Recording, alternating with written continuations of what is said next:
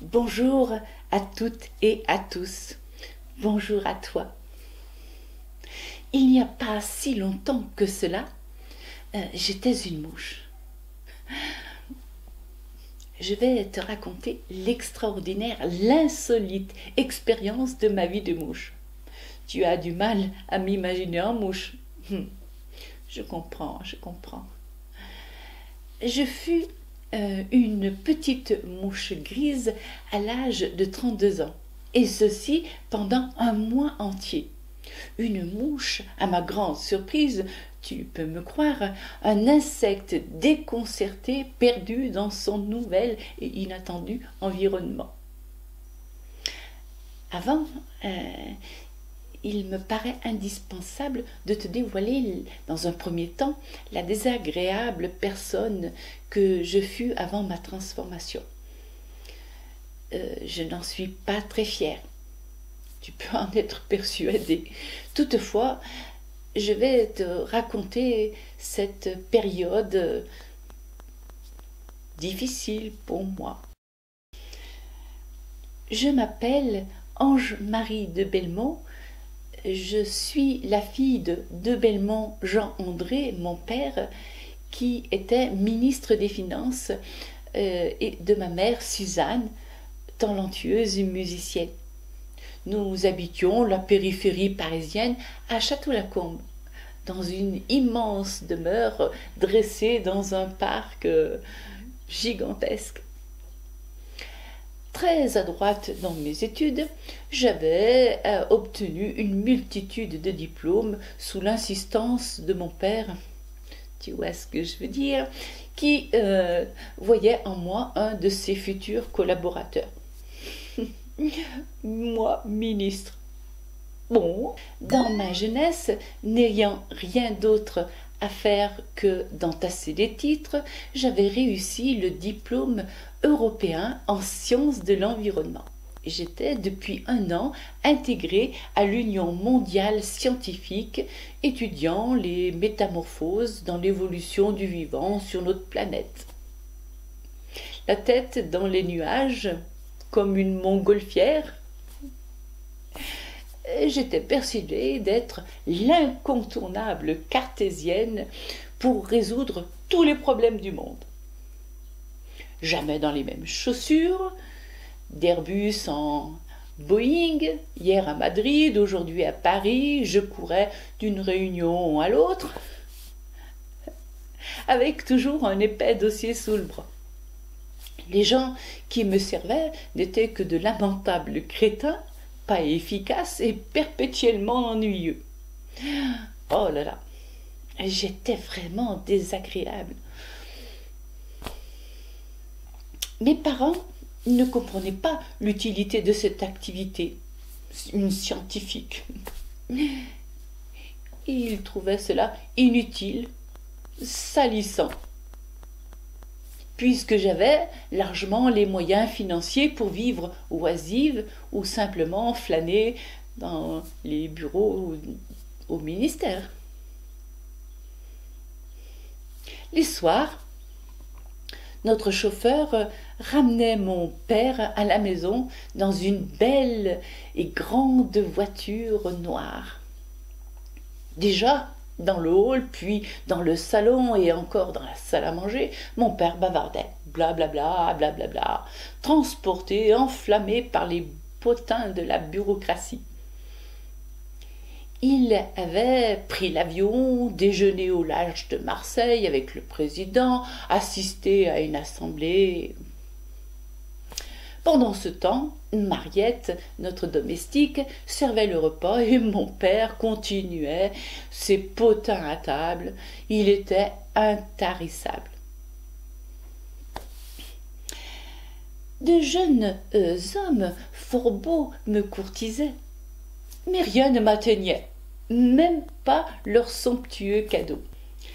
C'est alors qu'un soir, je rentrais fatiguée d'une réunion où Michael et Charles-Henri, deux collaborateurs, m'avaient exposé le problème des mouches qui, d'après leur rapport, devenait plus qu'envahissante en Suisse.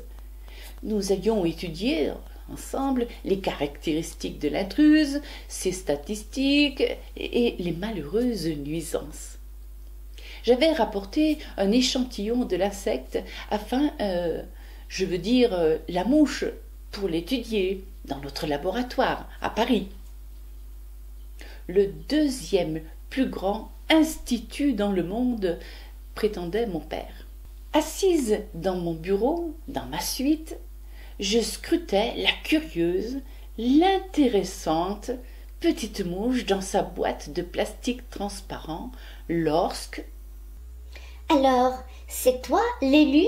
C'est toi mon intérimaire? Qui parle? D'où vient cette voix nasillarde? C'est moi, Reine Moucha, dans la boîte. Dans la boîte? Reine Moucha? Tu es une incroyable, une audacieuse aux yeux rouges, à multiples facettes. Entrez? Oh, père, c'est vous? Que faites-vous là? Avec qui parles-tu, Ange-Marie? Je fis volte-face et déposai sans précaution mon postérieur sur la boîte. Je réfléchis à haute voix, père. Tous mes muscles étaient en retenue pour ne pas écraser mon échantillon. Ne tarde pas à aller dormir, tu dois être fatigué. Il eut pour moi un regard inquisiteur, suspicieux, et ajouta: J'ai vraiment entendu plusieurs voix. Deviendrai-je un vieil homme? Bonne nuit, père. À demain. Il refermait doucement la porte. Sors-moi de là, mais sors-moi de là. Je suis une reine et tu me présentes tes fesses. Oh, je vous prie de m'excuser, Majesté, mais un imprévu m'a conduite à cette indélicatesse. Je ne savais si j'exprimais de l'ironie, si je rêvais ou si j'étais face à l'impensable. Une mouche qui parle? Bien, tu es excusée. Alors, es-tu prête pour me remplacer un mois et devenir Reine Moucha? Tu joues les intéressantes, mais comment pourrais-je devenir une mouche? J'ai des pouvoirs magiques et tu auras les mêmes après ta transformation. Toi, Moucha, que vas-tu devenir? La jeune fille que j'étais auparavant. Je vais retrouver ma famille pour les rassurer et expliquer ma subite disparition. Toi, tu pourras comprendre le problème de notre surpopulation en Suisse. Mais sors-moi de cette boîte! Sors-moi vite de cette maudite boîte! Je réfléchis. Ta proposition m'intéresse. Pourtant, qui me dit que tu ne vas pas t'envoler et disparaître avec tes petites ailes? Cogite vite. Il me reste 2 heures pour te convaincre et t'apprendre les rudiments de la vie de mouche qui ne sont pas simples. Après, il sera trop tard. D'accord, je te libère. J'écris un mot pour expliquer mon absence à mes parents. Je te suis. Je rédigeai rapidement quelques lignes expliquant mon départ pour un mois à bord d'un sous-marin dans les profondeurs de l'océan. Mes parents ont l'habitude de mes départs précipités et ne seront pas surpris. Pendant ce temps, sur la table, Moucha s'étirait les ailes dans une danse surprenante. Alors, es-tu prête? Avance ton nez. Je vais l'effleurer de ma baguette magique et sur le champ, tu seras mouche. Sans répondre, je m'exécutais et en un millième de seconde, je perçus 3000 images. Oh là là, il y a tant d'images que je ne sais laquelle choisir. Tu as 2 heures pour apprendre à gérer au moins 200 images par seconde, voler, atterrir, te servir de tes 6 pattes et connaître les dangers des mouches qui maintenant sont les tiens. Voler? C'est une plaisanterie. Je ne sais si j'avance ou si je recule et je m'en mêle les pattes. Mon père fit à nouveau irruption dans la pièce, se dirigea vers mon bureau, lut la lettre sans être étonné. En déposant le papier sur la table, il nous aperçut et nous asséna un coup de poing meurtrier. Moucha, vive, à droite, m'avait prise par une patte et entraînée au plafond. Agrippé, je ne sais comment, je percevais maintenant le monde à l'envers, perdu dans un déferlement d'images, de sons puissants, de couleurs inconnues et d'odeurs entêtantes.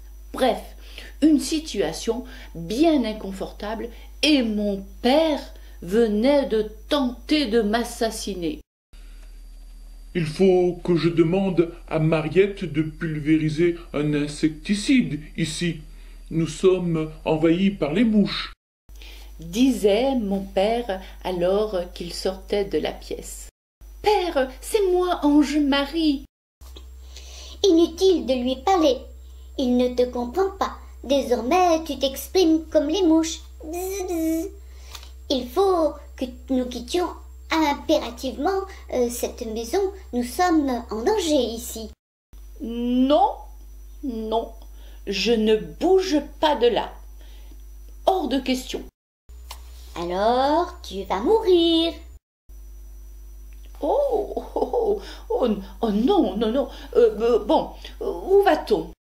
Il y a une petite ferme à 800 mètres, celle de mes parents. Nous y trouverons sécurité et chaleur dans le lisier. Regarde. Tu agites tes ailes comme ceci et tu te laisses porter par l'air. Oh là là, je vole, je tourbillonne facile, oh là là, regarde, super. Ne fais pas la maline, suis-moi. La fenêtre est ouverte, nous nous échapperons par là. Ne fais pas ta folle, suis-moi. Oui, mais j'ai une bonne centaine de mouchas là devant moi. Laquelle dois-je suivre? N'importe laquelle, pourvu que tu suives toujours la même, sinon tu auras l'air d'un pilote maladroit. Oh, j'ai l'impression d'être nue, il fait froid. Ces moustiques et cette vieille mouche-là qui nous suivent me regardent bizarrement et ils hurlent de rire. Si tu volais droit, nos amis ne seraient pas surpris. Attention, nous arrivons. Prépare-toi à l'atterrissage. Oups! Oh là là! Hey, regarde! Je fais du ski nautique ou du surf sur une paille dans un liquide très agréablement parfumé. Waouh! C'est génial! Tu as de la chance. Médor, notre chien, a encore la diarrhée. Ici, rien n'a changé. Ne t'attarde pas trop sur les gâteries. Nous avons beaucoup à faire. Pourquoi ce tas? Il y a un autre lisier là-bas, il est plus grand. Pourquoi nous n'y allons pas? Il ne nous reste plus qu'1 heure pour évoquer tous les problèmes que tu vas rencontrer. Dans ce fumier, il y a trop de congénères et surtout, il y a trop de mal. Il va falloir que tu perdes ta vilaine habitude de laisser traîner ton postérieur n'importe où. Comment ça? Mon postérieur n'importe où? Après des événements inattendus, tu vas te mettre à pondre 900, 1000 œufs suite à tes imprudences. Oh, 900 000 œufs? Arrête de faire l'enfant, tu as 32 ans. Écoute, bzz, bzz, bzz, et bzz, bzz. Bon, j'ai compris. Je serai une reine respectable et respectée, je te le promets. Alors, je peux partir tranquille. De toute façon, il est l'heure maintenant. Tu te souviendras, nous nous retrouvons ici dans un mois précisément. Tu peux partir, il n'y aura pas de problème. En un centième de seconde, Moucha est devenue une splendide jeune fille de 20 ans. Elle s'éloignait déjà. Elle eut pour moi un petit signe de la main avant de passer la porte d'entrée de la maison de ses parents, et je lui répondis par un petit signe de la patte. Effectivement, ma vie de mouche ne fut qu'enchantement. Mes petites ailes me portaient allègrement de lisier en charnier, de crottin en poubelle, de fleurs en pâtisserie. Des parfums, des senteurs enivrantes, étourdissantes, grisantes arrivaient jusqu'à moi, portés par les brises. Des panels de couleurs inimaginables glissaient dans les subtils filaments des infrarouges comme des arcs-en-ciel. Les plus infimes sons me parvenaient par ricochet sur les arbres, les pierres, et m'informaient de tous les événements de mon territoire. Ce mois ne fut que pur moment de charme, de bonheur, de magie. Et puis, un mois plus tard, comme prévu, j'ai retrouvé Moucha. Elle est redevenue reine et moi Ange-Marie. J'ai retrouvé mon travail et présenté un dossier en béton pour éviter les nuisances des mouches en Suisse, sans les détruire. Je proposais juste de déplacer leur milieu de vie. Et oui, les mouches aiment les odeurs, les lieux particuliers. Cela m'a valu les félicitations de grands personnages, mais pour moi, la vraie récompense était la sagesse que j'avais enfin acquise.